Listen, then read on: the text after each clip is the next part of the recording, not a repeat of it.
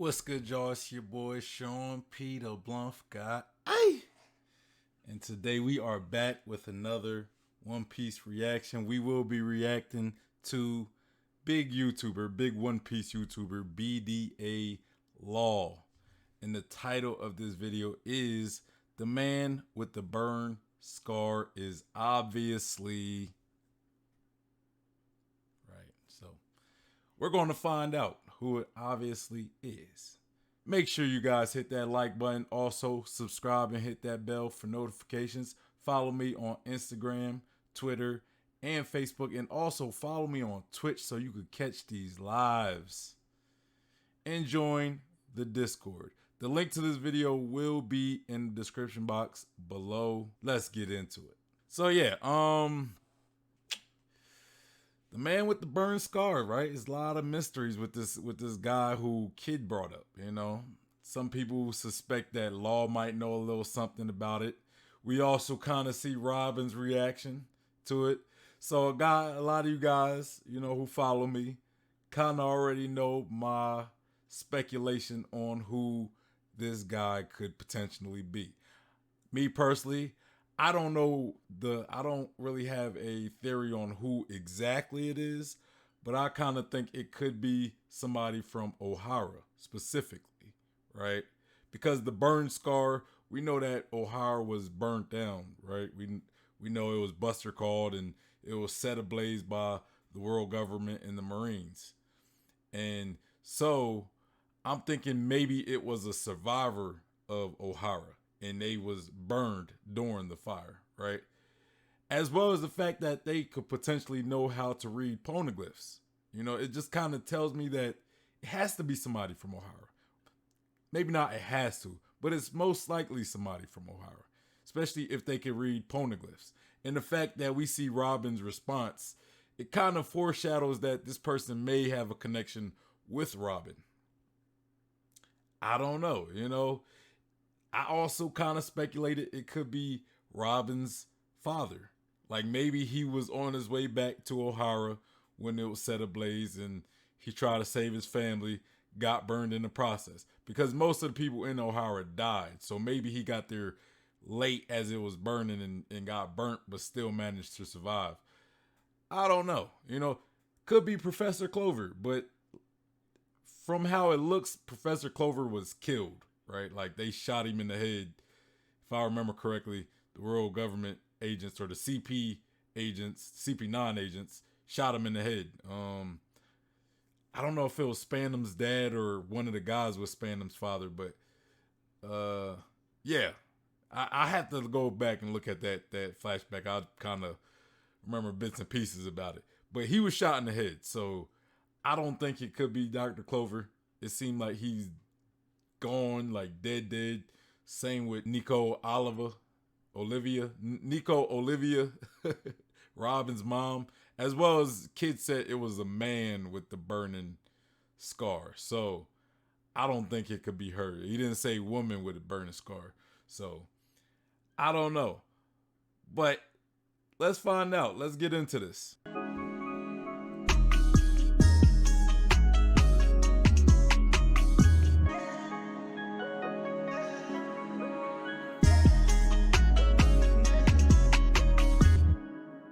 Hello. We've been trying to figure out who this burn scar victim was. You know, we had different translations about this person in the scans and the official. So yeah, so I didn't actually see the scans. You know, this is actually my first time seeing a panel from the scan. I seen the official.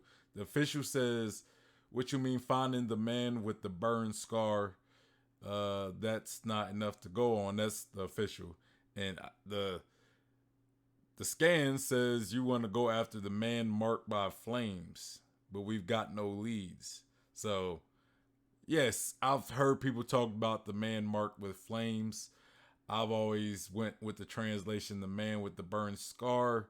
So, I think people get different things depending on which translation you go off of, you know, because a lot of people said the man marked by flames and, you know, I guess if you take it from like just the man with the burn scar, you just take it for what it is. It's a man with a scar, a burn scar, right?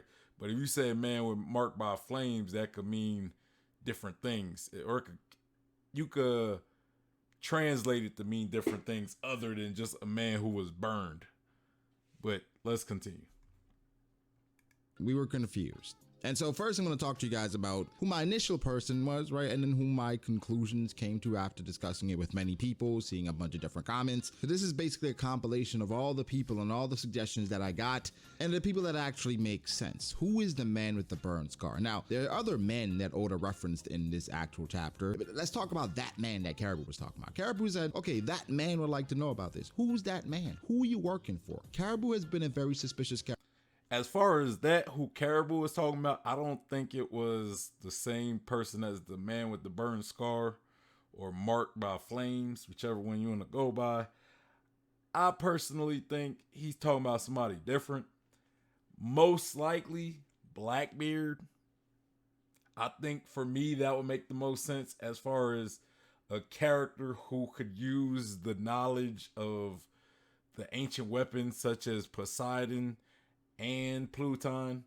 I think Blackbeard could get the most use out of it, unless there's some other secret character that we are unaware of.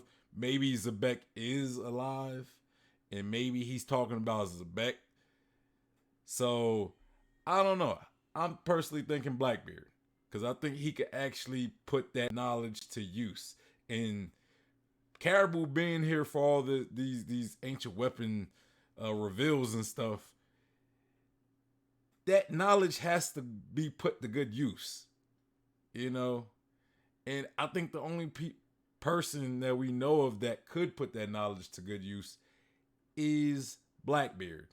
Character for a long time, and now we're at the point where like, okay, nigga, who do you work for? So here we are at the point where Caribou has now information on two ancient weapons, and he's gonna basically tell this person about both of them. So who's somebody that can benefit from having two ancient weapons? Yeah, everybody. Like everybody that has two ancient weapons can benefit from them because the balance of power that shifts when you have one. Now imagine getting.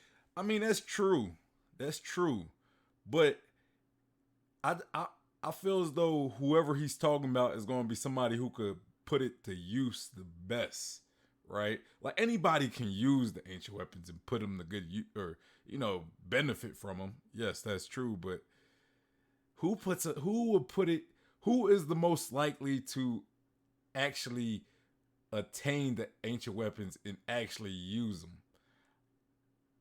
I would go with Blackbeard. You could also probably plug in Eam as well. I don't know if Caribou works for Eam, but you could say Eam. I think he's a likely candidate as well. The world government per se. Two. Now we have our theories about the ancient weapons from back in the day. Either way, who that man is, people are speculating to be Blackbeard. Now let's continue. The man with the burn scar in chapter 1056, as the captains are discussing the separate paths they're gonna go on.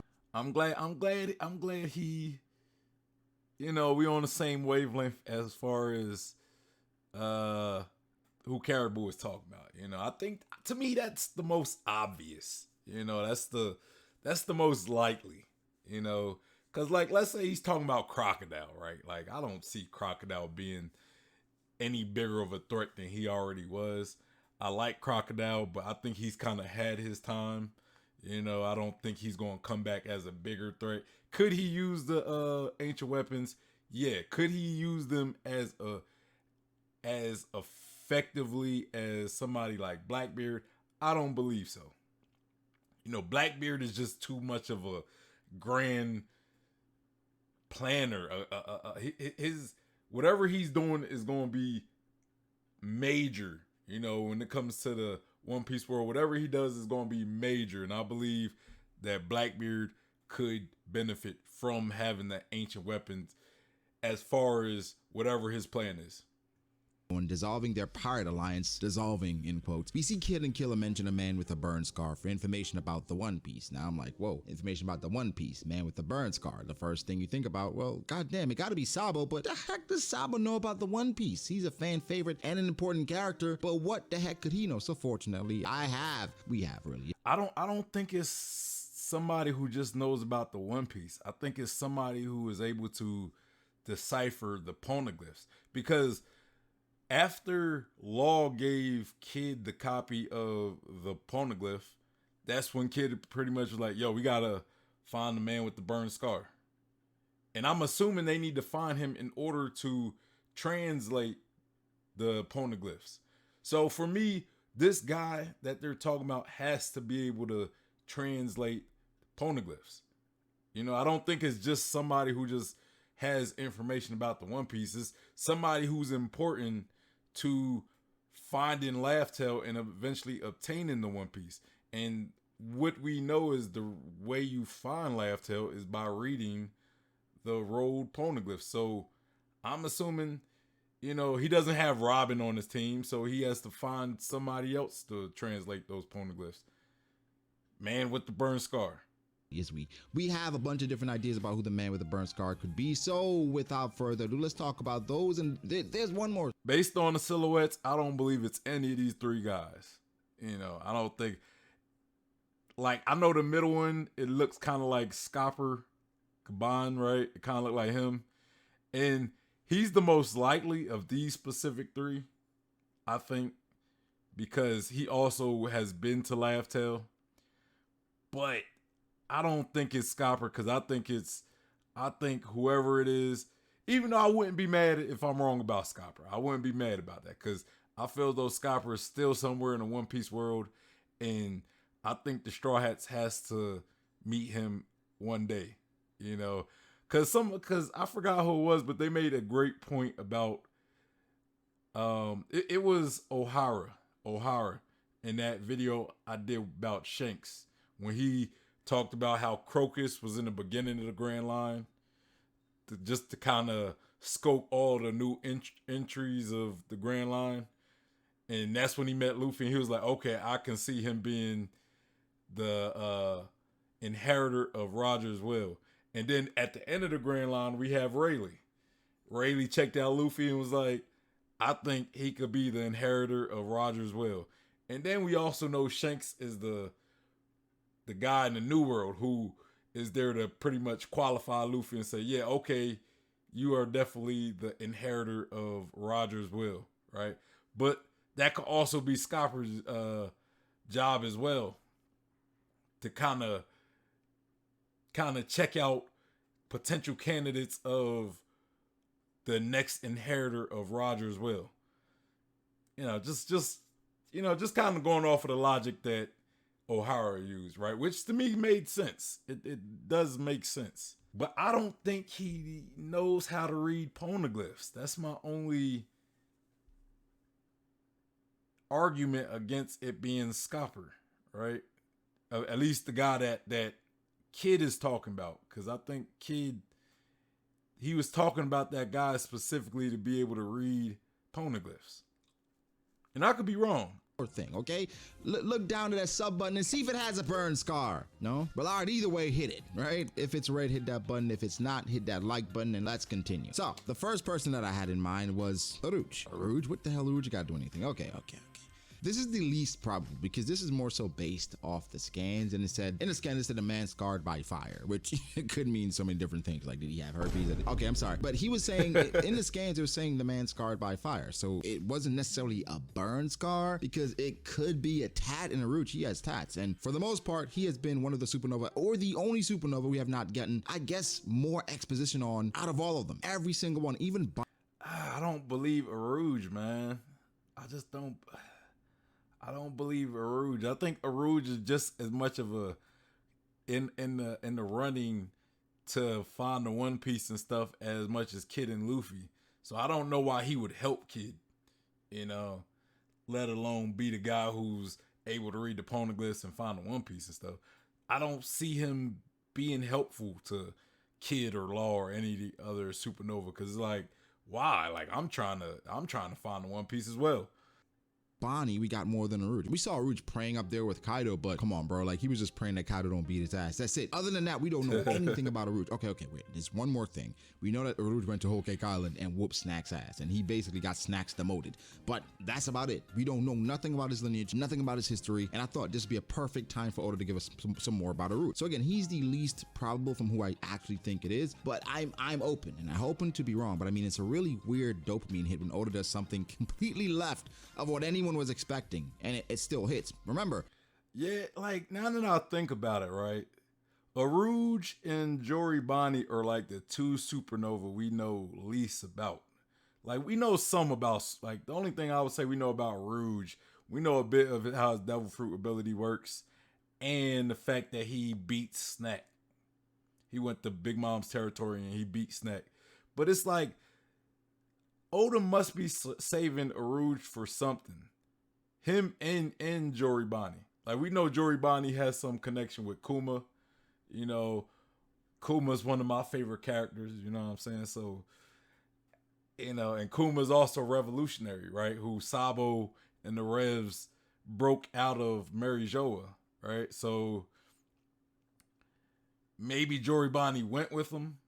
You know, maybe we'll learn more about her in talking to Kuma if Kuma can even respond, because he's pretty much his humanity is pretty much gone. So I don't know how they reverse that, if that's even possible.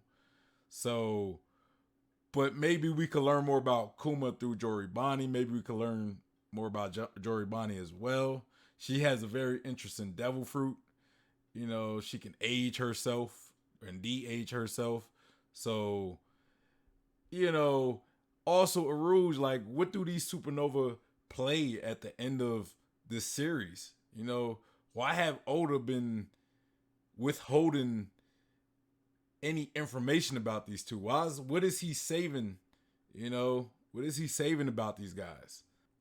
with that being said, first you've got Aruj. Now I'll give Aruj the benefit of the doubt, considering, well, his fire tattoos, which I guess are technically scars. So just, again, humor me. Uruj is in the worst generation, so we know that he's strong. He's from the Sky Islands and obviously knows how to access them, so we can assume he's definitely got some other secrets as well. It's not too far out of the realm of possibility that he's who Kid and Killer were talking about. I mean, they could have just said, yo, big fat man that was fighting with us at Sabaody, you know, but they'd rather say that man. You know how Oda talks. Next, we have Douglas Bullet. You're like, whoa, Bullet? The guy from the movie? Yes. Okay, this has a lot of scrutiny as well, because he's not canon. But hear me out. In the current era of One Piece, and what in the current era of One Piece and what being canonical, what the canon? Just say canon. All right. Yo, Keem, cut this all out. Keem, cut all this shit out. But in the current era of One Piece and what canonical is, it's a little confusing, right? I mean, with Red and all the new canon, quote unquote, information, and the fact that Oda wanted Doflamingo and Crocodile to be in Red, and now Crocodile is in Cross Guild, there's a lot to speculate, but I still say take everything with a grain of salt. So that brings us back to a speeding Bullet. Bullet definitely has a massive scar that seems like it could be from a burn or a blast, or, you know, he was frying fish. I don't know. Who knows what? It's unique and it could definitely be a burn. But when we look at Bullet and who he's affiliated with, it's the Roger Pirates. So we can definitely assume he could point the Kid Pirates in the right direction. But would he want to? Could Kid defeat his dad? No, seriously. I think if Bullet is considered to be a potentially canon character, there's definitely a possibility that we're talking about him, and that could be very interesting. Also, Bullet's personality. We know Bullet, he wants... I think Bullet is potentially... was he ever confirmed to be canon? Because I feel as though he might have been confirmed to be canon. I might be wrong about that. But I think he was confirmed. I'm not sure. I don't know. Let me know in the comments. But I still don't think it'd be Bullet. You know. Plus, why would he help anybody? You know. To me, the way Kid spoke of this person, it was almost as if this person would be helpful. You know, or be more cooperative to a degree. Like, you know, at least more cooperative than somebody like Bullet. You know, like if you know Bullet was the guy you're talking about, you probably might just want to give up that fight, because I don't think he's willing to help anybody. So, you know, I don't think it'd be Bullet either. Smoke. He wanted smoke. Something that I was questioning was like, yo, why you go to the supernova for smoke? Ask everyone. say, yo, I got one of the road poneglyphs. Come to me. He like, yo, why you being weird? I'm like, yo, why you being weird? No, Bullet, his personality goes along with him saying, yo, I got a road poneglyph. Y'all come find me, right? So Bullet is one of the people that I speculate could be the man with the burn scar. Next, we have a fan favorite, I think, because it's weird when we talk about him. Shiki. It's always fucking Shiki. I gotta say this at this point about Shiki. It's just an unrelenting stranglehold on the One Piece community. He has it, right? Because anytime a slightly mysterious character is into that, we all think about Shiki. That being said, let's get into it because he has a stranglehold on us as well. So even though Shiki is neither canon, as far as we know, nor has burn scars. Okay, well, technically Shiki is canon, but his story wasn't, right? What happened in Strong World was not canon. But he always makes his way into the conversation. Why is that? Well, he's Shiki. And as I mentioned, he's always been a sought after mystery because of his connection to Roger and being regarded as one of his greatest rivals, believing they could have ruled the... Bro, we need to see more of Shiki. I don't believe he is the guy either. I don't believe he's the man they're talking about. But if he was, I wouldn't be mad just to have Shiki back in the story. You know, like him and Scopper, either of them, I don't believe it's either of them, but I wouldn't be mad simply to have them back in the story. You know, especially Scopper, because I think it would be nice to know more about him. You know, him being like the Sanji of the Roger Pirates, like that third or like the left hand man, I guess you would call, you know, the second commander of Luffy. You know what I mean? So I would like to see Scopper, but bringing back Shiki, I'm down with it. I'm down with Shiki as well. The world that they had united, but also his connection to Rocks, having been a Rocks pirate, and both of their ambitions to rule the world. And the story about inherited will, it seems like a very, very, very strong overlap. So who knows what Shiki knows? But also with Shiki, his personality, right? He doesn't care about necessarily teaming up, but he would because he likes war. He likes anarchy. He likes chaos, right? He was willing to team up with Roger, willing to team up with Whitebeard. And would it be crazy if he was willing to team up with Blackbeard or somebody else trying to cause more anarchy, saying, yo, I got the last load poneglyph. Meet me at the summit. You know what I'm saying? All right, but Shiki is definitely Hey, bruh. I also wouldn't be against Shiki being the 10th Titanic commander either. Like, hey, that wouldn't be a bad idea. I would not be mad at it. You know, because we still got that mystery 10th Titanic captain of Blackbeard. So if you brought in Shiki, bruh, that could change the game. But who fights Shiki? Which Straw Hat fights Shiki? You know what I'm saying? I already believe Zoro is going to fight Shilu. Sanji, probably Jesus Burgess. Who fights Shiki? What Straw Hat is capable? Maybe Jinbei, I guess. I guess Jinbei could be the best candidate. Yamato, if she does eventually catch up to the crew and join the crew. Maybe Yamato's pretty strong as well. I don't know. Who fights Shiki though?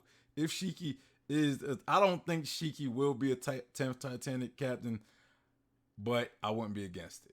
Candidate in my book. Okay, next, now we have the man. Okay, and this is another weird one. Okay, and hear me out, don't click off yet, right? I can understand how this may sound crazy, but Scopper Gaban. Okay, and Scopper Gaban, yes, the other Roger pirate that we've been waiting for, to be honest, but that guy might just be Crocus. Okay, Scopper Gaban is kind of in the same camp as Root, with having fire-ish tattoos on the side of his head. So for the sake of this argument, we will humor it. Now, who better to be the mystery man shrouded in secret with knowledge of the One Piece than a canonical Roger pirate himself? I mean, he was there. He stayed with Roger for years before joining the Tokyo Revengers, you know, because tattoos on the side of it. Okay, he clashed with not only Shiki, but the Whitebeard and Rocks pirates as well. The man was there in the thick of it. And yeah, it makes perfect sense that the retiree of the Roger Pirates would have information about, if not the One Piece, then Laugh Tale. And if you wanted to know something, Gaban might be our best bet. Now, I understand the other side was like, why the heck would Oda introduce Scopper Gaban right now in the endgame? I was like, well, he brought back Rayleigh, he brought back Crocus. Why not Scopper, right? He's someone that's been missing in the story that we've been expecting. We were expecting him in Whole Cake, Wano, people saying Elbaf. What better time than to bring back Scopper? The only thing is, did Scopper take a different route from Rayleigh, where Rayleigh's now about the next generation and not killing or pulling the saplings before they sprout? He has the same thinking like Shanks. What if Scopper went the complete opposite way, saying, no, forget the world government. They killed our captain. He shouldn't have died. And now he has revenge out for everyone. We don't know what kind of smoke Scopper. I don't know. I don't think Scopper would think that. Because the world government they executed Roger, but Roger was going to die anyway, regardless if the world government killed him or not. Roger wanted to turn himself in, so it's not like the world government captured him and killed him. You know, he pretty much gave himself up to die because that was part of Roger's plan. He wanted to have a stage to set the new pirate era, like to set it off, right? Like that was part of his plan. Because he knew he was going to die anyway, so he wanted to die in some grand fashion. So you can't really put that on the world government. They just did the deed for Roger. It's not like they captured him and killed him. Roger gave himself up to die. You know what I mean? So if Scopper is being petty for that, then I think that'd be a little silly. So I don't think he would have that deep of a grudge against the world government, because I'm pretty sure he knew why Roger did what he did, and he knew that Roger was setting himself up to be executed. And in that case, you can't really be mad at the person who pulled the trigger if you put the gun up to your head for the person to pull the trigger. I wouldn't be against Scopper being the man that they're talking about, right? I wouldn't be against that, because maybe he can be helpful, you know? So I wouldn't be against Scopper being that guy as well. I also would like to see him in the story, you know, kind of playing Hal Rayleigh and Crocus, playing that type of role and helping push the right person forward in the right direction. You know, like the person that he sees as the inheritor of Roger's will, pushing them, like pretty much like looking at the person and getting to know the person, but okay, I believe in this guy, so I'm gonna help him move forward. Like Rayleigh did that for Luffy. He trained Luffy and taught him a lot of stuff that's going to be very useful. You know, so Scopper could be like, he could have a very important piece of the puzzle that somebody needs to know in order to find Laugh-Tale. Like maybe the roll poneglyphs, they do kind of point you in the right direction, but maybe you need like some type of a key to actually access Laugh-Tale. Like maybe there's like a piece of information that the roll poneglyphs may not necessarily tell you that only somebody like Scopper would know. Rayleigh might know it as well, but maybe Rayleigh didn't want to be the one to tell Luffy this because it's Scopper's job to do it. You know what I'm saying? So it could be something along that line. Like Scopper would tell Luffy when the time is right. Was trying to get. So Scopper Gaban is one of the options here. Last, certainly not least, and the character I think probably is the most probable.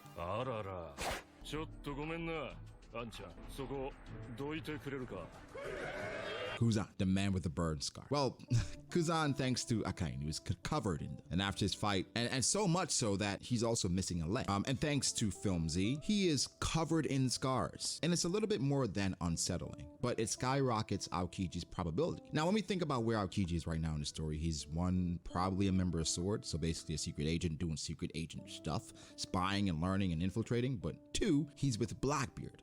Now, earlier we spoke about rivals and inherited will, and we can assume Blackbeard is able to rival or even top Shiki, and definitely is the inheritor of Rox's will, so he's well on his way. Not only that, but it seems like Blackbeard has a significantly strong information network, being able to discern the location of the Revolutionary Army's headquarters and such. We can assume Blackbeard probably knows a decent amount about Laugh-Tale or the One Piece. I mean, he knew that he could eat 2 devil fruits. So if Kuzan really is a member of SWORD and spying on Blackbeard, or even having left Blackbeard, it's a strong possibility that he knows something about these things. But also, what we have to also factor in is that Kuzan, he could be playing the part of villain, saying, this is how I prove my worth to him. I go and collect the final load poneglyph. I'll let everyone know and say, come challenge me, right? Because that's the thing. It's just a connection. Whatever Kid and Killer are talking about, this person's connect. Nah. I think out of everybody he mentioned, aside from Aruj, I think Aokiji is the least likely person. To me, so far, it's just like the explanation is a little weak for me. I don't think that's who they was talking about. Like, I just don't believe. Again, I mean, Kid he needs to be able to read the poneglyphs. He needs somebody who can translate that, right? And once he got the copy of the poneglyphs, that's when he was like, we got to find the man with the burn scar. So that just, to me, that's the biggest factor. I believe that this man with the burn scar has to be able to read poneglyphs. I don't think Aokiji knows how to do that, like read the poneglyphs, as well as, and even if the man with the burn scar doesn't know how to read the poneglyphs, he has to at least be able to give you some good information on finding Laugh-Tale. I don't think Aokiji has that information. I think Blackbeard is still trying to find that information as well. So I don't think Aokiji has enough. He might know something. I'm not saying he doesn't know anything about, like, you know, finding Laugh-Tale or One Piece. I just don't think he knows anything important that a lot of other people don't know.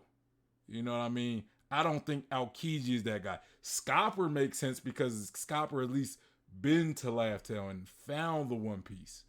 Shiki was around Rocks, Zebek, so I don't think Shiki's likely either, but Shiki might know more than somebody like Aokiji. Connected to the last load poneglyph. And so Aokiji, wanting to prove himself to Blackbeard, saying, hey, I'm legit. I'm not just trying to screw you over. Here's the final load poneglyph. And someone caught him with it, or someone knew he has it. It leads to Kuzan, and again, the scars. It makes a lot of sense in that area. But he's not the final character, even though him having a burn scar is the only strong argument I guess you could make for Aokiji. Other than that, anything else, I don't think Blackbeard would share information with Aokiji like that. So, you know, he hardly trusts him. So I don't think he would share that information. I don't know. I just don't see Aokiji. I don't see it being Aokiji. he's the most probable, he's not the last one because I want to throw y'all off. You know what I'm saying? The last character that I want to talk about, and you guys would not expect this because I didn't. What about a completely new character? What about somebody we've never heard about before? You're like, bro, why would Oda introduce a new character? Because he's Oda, all right? He loves new characters. Do you mean new characters? Hey, he could turn this around. B.D.A. Law could turn this around and he could say a new character, which I kind of believe. I said somebody from O'Hara, potentially Robin's father. Hey, we gonna get into that. I'm gonna just throw that out there now. Why? I'm gonna explain later why I think it could be Robin's father. Characters we got in Wano, how many names of characters I remember, I don't. Either way, Oda likes introducing new characters. Bro, we just got a whole new faction in the Marines. Black Horse? Where was this nigga at Marine for? What's going on? Either way, a brand new character is definitely a possibility, considering Oda and his love of characters. So for instance, right? Hypothetically, Oda introduces a brand new character. This is somebody else that's in the running for Pirate King, and they have the last road poneglyph, an old legend, where it's somebody that we have never heard about, but everyone knows about. Oh, he was this guy back in the day. I don't want to say somebody, I don't know why Don Krieg just popped in my head. It's because I don't know. I have a strange connection with Don Krieg. I like his character so much. Not Don Krieg, right? I'm just saying an old legend that has been chasing these, and he has the final road poneglyph, and maybe he's friends with Roger or something. I don't know. Either way, someone completely unknown is a possibility and something we should consider. Okay, but guys, at the end, this is all just us sort of chasing a dragon or the burned scar man. Who knows how this plays out? But these were some of my most interesting thoughts about who the burned scar man was and his identity. So let me know your thoughts and theories down below. I don't know, it could be Luffy, right? He sleepwalked like Cavendish and he has a burn scar. I don't know, guys, I'm going off the deep end. Leave me your thoughts about this burn scar guy and we'll pile our information together and hopefully one of us is correct, right? So yeah, burn scar guy. We all have no idea who that could be.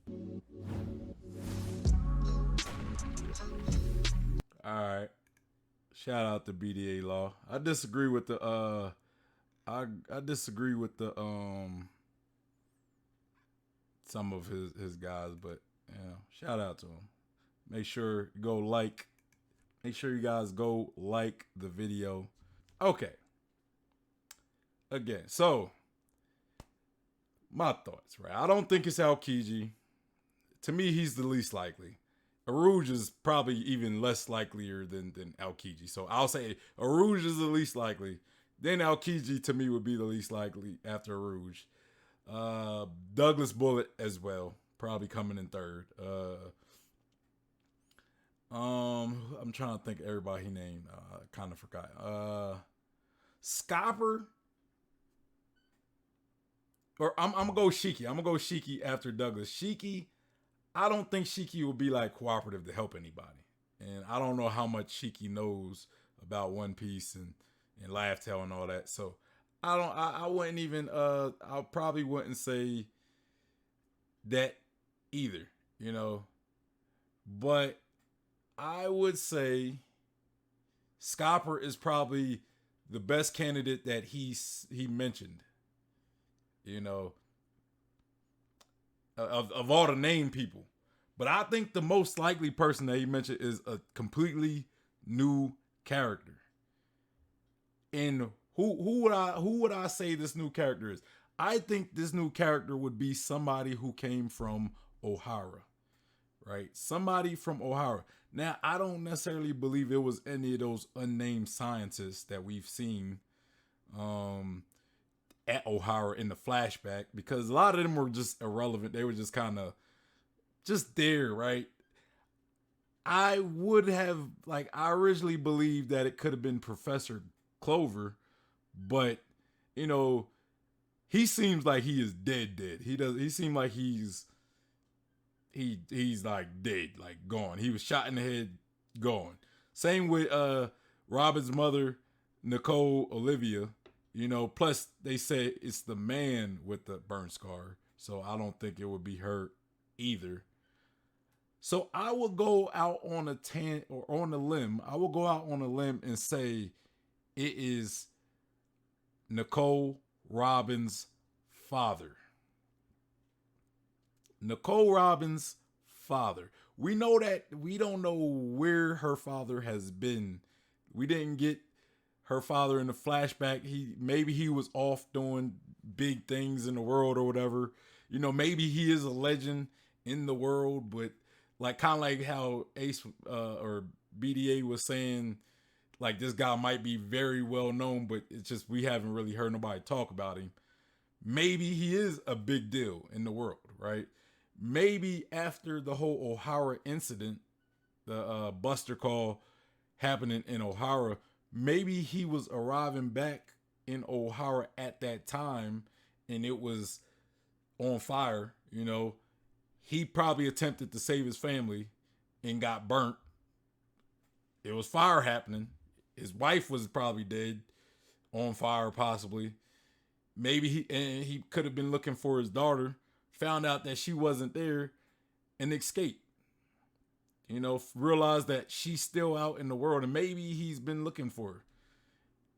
You know, maybe he decided to settle at Lodestar because he believed that if it was possible that she was alive, maybe she will find her way to Lodestar Island, and he could have that reunion if she's alive, of course. You know, so I personally think it could be Robin's father, or at the very least somebody from Ohara. If it's not Robin's father, somebody else from Ohara. You know, and I think the burn scar just kind of the burn scar and the fact that Law or Kid and Killer and Law, even though Law didn't say nothing, he kind of hinted that he knew something. Like they all, to me, it was implied that this guy knew how to read the poneglyphs. You know, even Robin was kind of shocked, like, oh, like somebody out there exists that could read poneglyphs. Like that's the face that I got from Robin. That she's a little shocked, like burn scars. Could this be related to Ohara, my home? Could there be another Ohara survivor that knows how to read the poneglyphs. You know, like that's kind of what I got from Robin's face, and the fact that kids started saying all this after he got the copy of the roll poneglyph. So I think it's somebody from O'Hara. I think it would make sense to be Robin's dad because he could be somebody of note versus anybody else really, other than Professor Clover and Nicole Olivia. They were the only two relevant people from O'Hara. You know, maybe her dad is pretty relevant in the world as well. So I would probably say maybe it could be Robin's dad. I'm just saying, you know, or if not him, another O'Hara resident. Make sure you guys hit that like button. Also subscribe and hit that bell for notifications. Also leave a comment. Leave a comment on who you think is the man with the burn scar. Or if you read the scans, the man marked by flames. Let me know in the comments who you think it is. Also follow me on Twitch if you want to catch my live streams. Don't miss out. Follow me on Instagram, Twitter, and Facebook, and join the Discord. All of these will be linked in the description box below, as well as the video we just reacted to. So make sure you guys go show B.D.A. Law some love. Anyway, y'all, it's your boy Sean P, the Bluff God, and I'm out of here. Peace.